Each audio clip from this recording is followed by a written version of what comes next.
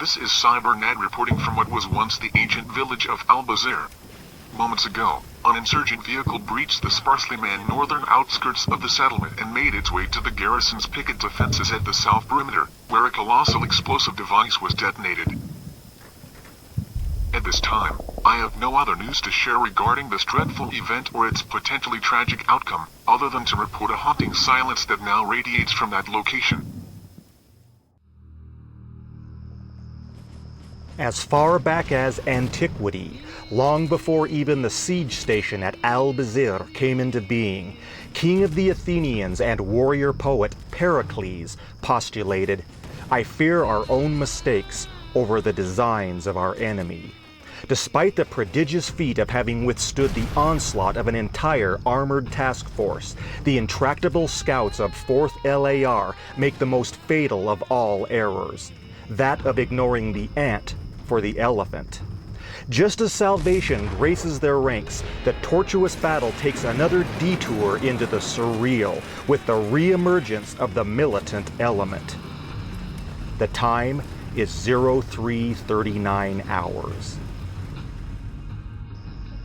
Taking advantage of the garrison's open left flank, which is shielded by the nearly impassable sands of the North Desert, a pair of obstinate insurgents interject themselves into the armed dispute by way of the lonesome dirt road.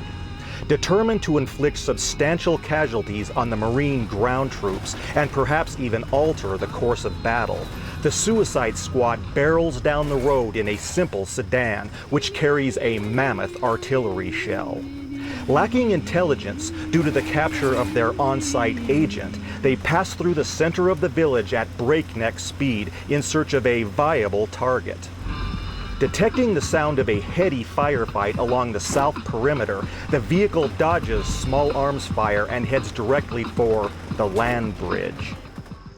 Attaining the acme of the earthen bridge, the Marines of Company D gaze down into the East Wadi Depression to behold a sight quite uncommon in the arena of infantry combat, that being the perfect attack scenario. Not only are the Iranian assault troops of the South Pincer totally exposed, in close proximity, and completely oblivious to their assailants' presence, 3rd Platoon has also secured the tactical advantages of defilade, enfilade, elevation on an opponent in restricted terrain, night vision, and superiority in numbers and firepower. Catching the Iranians off guard, the Leathernecks pour explosives and automatic weapons fire down into the dry wash and along the North Wadi shelf. The startled Iranians abruptly cease their harassment of the pitch trench and attempt to defend themselves. Although the firefight is severe in terms of its intensity level, it is relatively brief in its duration. With nowhere to hide, the unfortunate Wadi soldiers are cut to pieces in a matter of moments.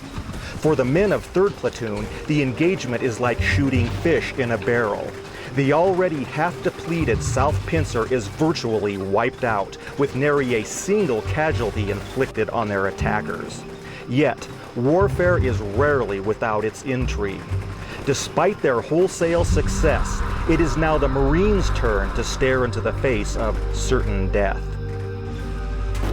Careening around the inert T-62 at the village's south gate, the car bombers ramble towards the bridge with sinister intent.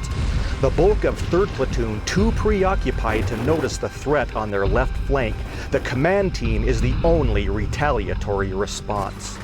Surprised by the attack, the lieutenant and his aide desperately pepper the cab of the fast-approaching vehicle, killing the trigger man.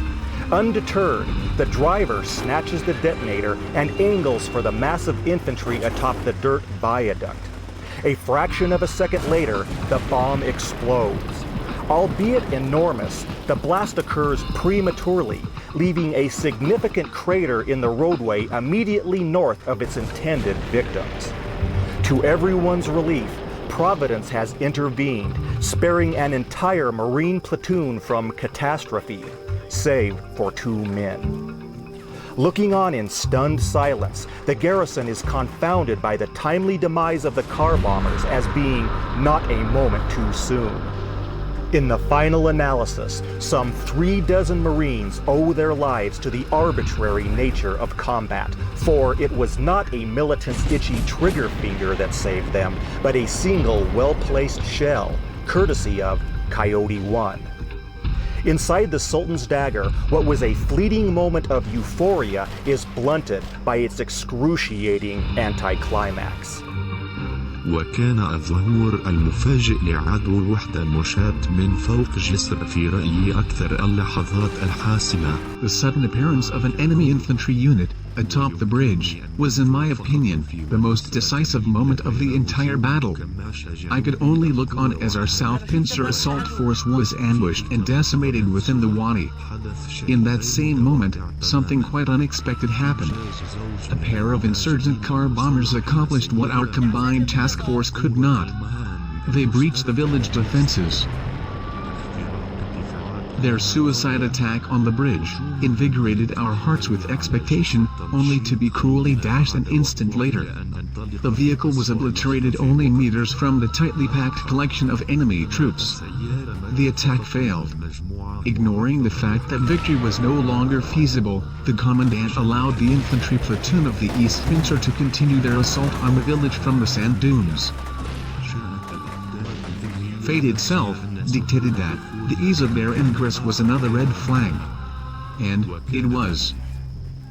Waiting until the last possible moment, the Marine Heavy Weapons Command Team pop up from their hidden positions within the northeast pitch trench and waylay the exposed Iranian infantry. Although completely outnumbered, the LT and his 4 men stifle the action's forward progression and throw the assaulting soldiers onto the defensive. Stemming from precision M16 rifle fire and multiple hand grenades, the troops of 1st and 3rd Squads quickly incur 6 casualties. With their own frantic counterfire proving ineffective, the vulnerable Iranians succumb to their fear and abandon the assault.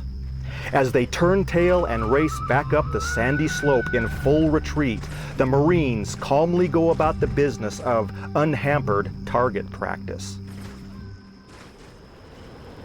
Timing their move to coincide with the infantry ambush at the bridge, Lieutenant Phillips and his tank platoon commence a tag-and-forth maneuver in order to close range on Sultan's Dagger Ridge and the South Bend in the Wadi. The line abreast action entails the 2 flanking Abrams to proceed forward to a specified demarcation line, in this case, the dirt road, while the nucleus tanks provide overwatch for the advance. In the process, the American armor finally becomes visible to the Iranian snipers in the bastion towers. On the left flank of the maneuver, the number 4 Abrams straddles the Wadi shelf and rolls to a stop adjacent the bridge. Over on the right flank, the number 2 tank also reaches its destination behind the trading post at reference point EE. With this, Phillips' command tank and the number 3 Abrams roll forward to rejoin their companions, who now serve as point overwatch. Curiously, their provocative move is uncontested. As we crept forward, there was no sign of enemy armored resistance. None at all. The only activity was that of the 2 Fortress snipers taking pot shots at exposed crewmen. The renewed activity of these long dormant sharpshooters was something of a surprise. Although our ability to perform external observation was made more hazardous, their conspicuous behavior was potentially even more perilous to them. Without a doubt, the chief problem facing my tanks was the terrain. It was simply too soft. The number 3 Abrams nearly bogged down before reaching the road, but managed to avoid said mishap and resumed course until they satisfied their move. As did we. At this stage, I awaited word from 3rd Platoon's LT as to his status and intent, before proceeding on with the next leg of our jaunt. Receiving reports that the American armor has moved forward and are now holding station parallel the ridgeline along the dirt road, the 4 Iranian MV tanks awaiting the dawn decide that the Abrams are now too close to safely engage from the crest and revamp their operational plan. Throwing their vehicles into reverse, they abandon Sultan's dagger altogether in exchange for a less aggressive posture. Within Albeit, the emphasis of battle for the gaunt Marine garrison now shifts to other concerns. Just as abruptly as the frenzied South Pinzer assault began, it comes to an end, as the crack of the final rifle rounds echo into the night. The resultant silence coming from the Wadi is deafening. Other than a modicum of capitulating troops, no activity of any kind is discernible to either 4th LAR or the men of Company D. From all indications, the 2 Iranian platoons have been obliterated. Consequently, the 8 surviving recon scouts in the South Pitch Trench revert to corpsmen and promptly tend to their seriously wounded platoon mates lying motionless in the ditch beside them. Logically, the waning moments of the enemy's East Pincer assault maneuver become the chief concern of the garrison's immediate future. Anticipating that their building will soon become the target of attack from the MV tank on the dunes, Team Snake exits the dwelling for safer ground. Concurrently, Team Mongoose takes up position in the ruins across the road and acts to support the 5 defenders in the northeast trench. Having reacquired the enemy scout sniper crawling across the knoll in an ill-advised effort to gain line of sight on the trench, the spotter offers up his shoulder as an improvised barrel stabilizer for a difficult ground-level shot. An instant later, the Marine sniper has not only eliminated his enemy counterpart, but the last of the Sand Scouts as well. Further up the sandy slope, the headquarters MV tank pursues its role as the last offensive component of the Iranian assault. Together with the Wadi BMP, a simultaneous strike on the freight office finally brings the unstable structure to the ground.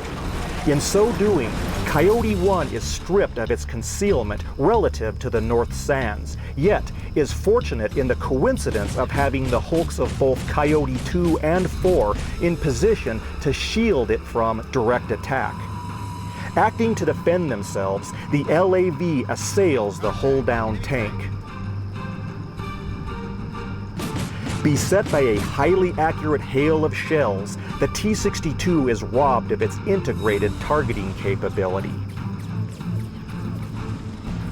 Typical of the intangible nature of warfare, this singular event forces the tank crew into a random course of action that portends to swing the pendulum of initiative back in favor of the Iranians.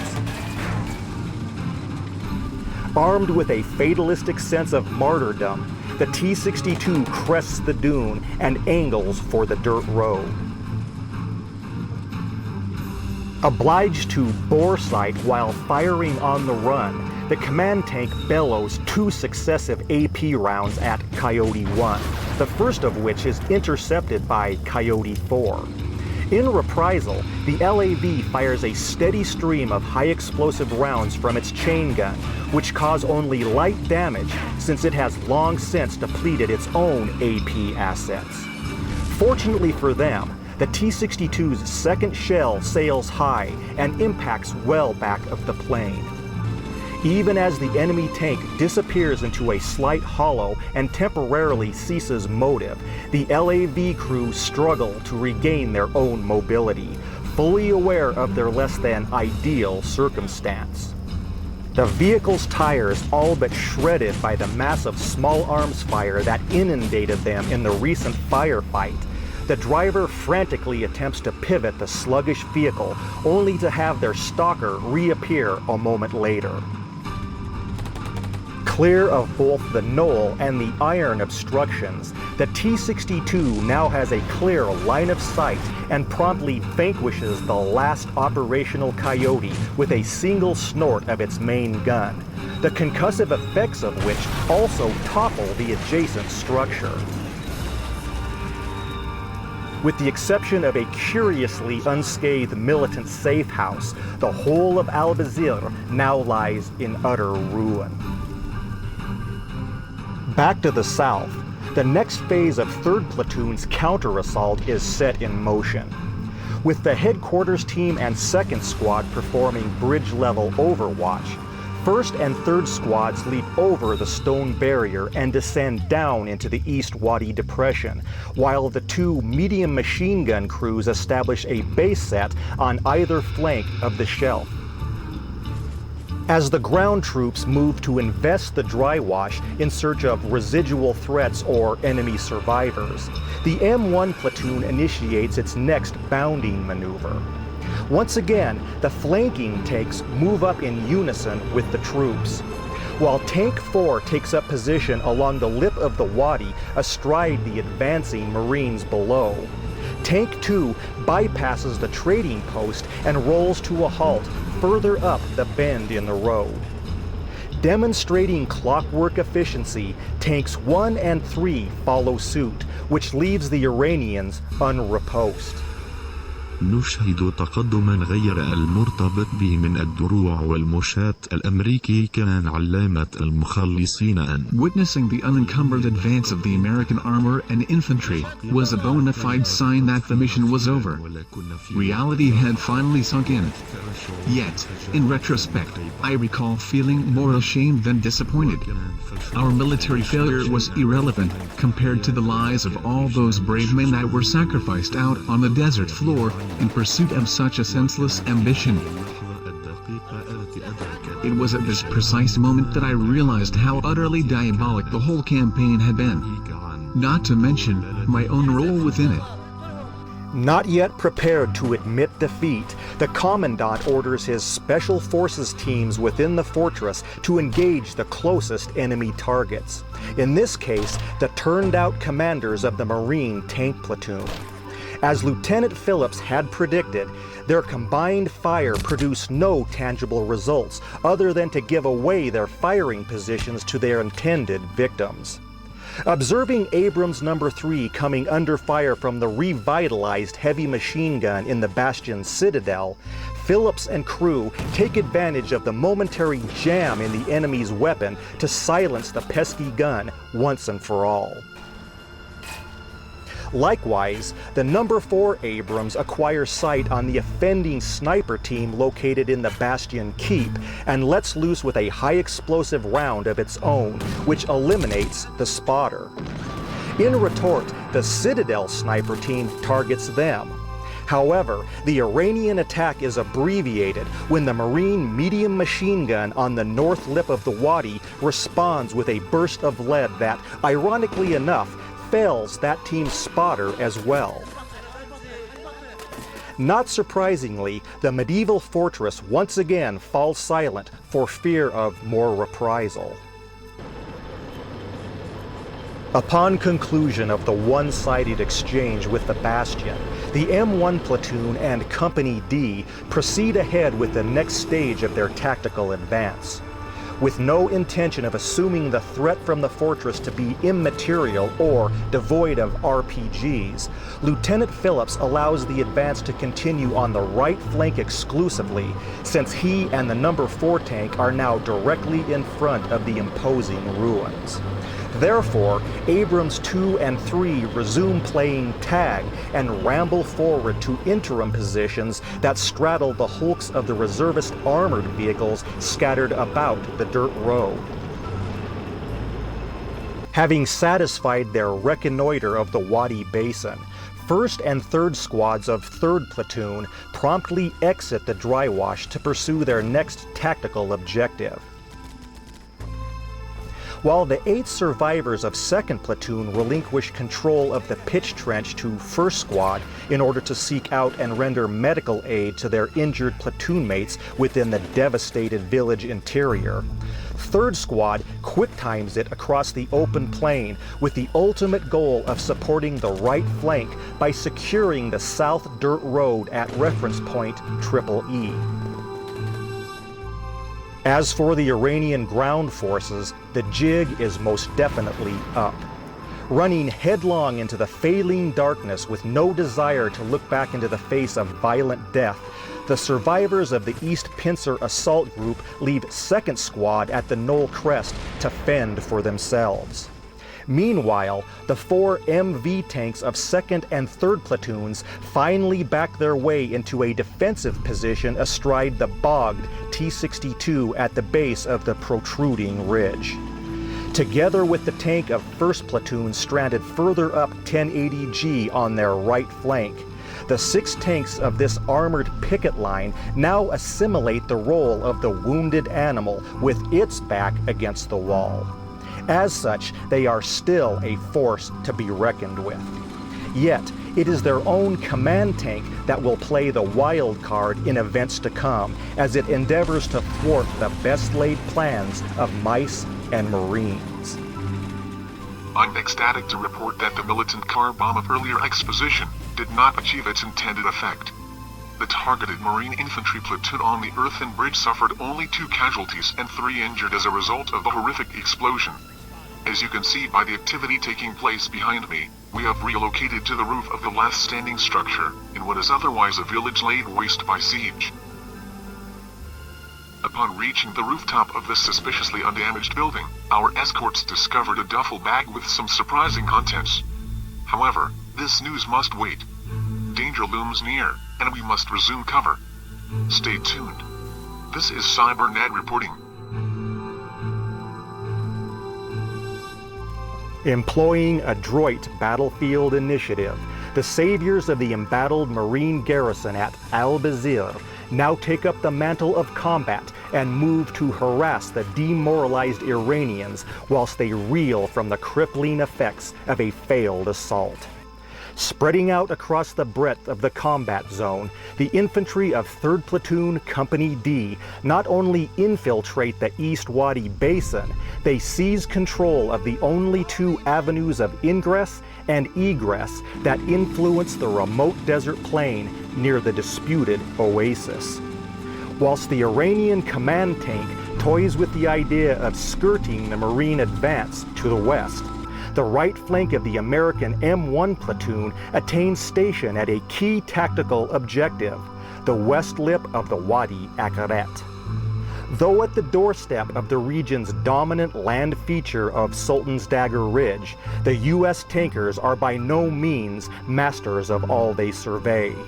In the trough below, a minor but lethal antagonist has eagerly awaited their approach in this unending and violent game of cat and mouse. You're watching Tales of Virtual Combat on His Story International.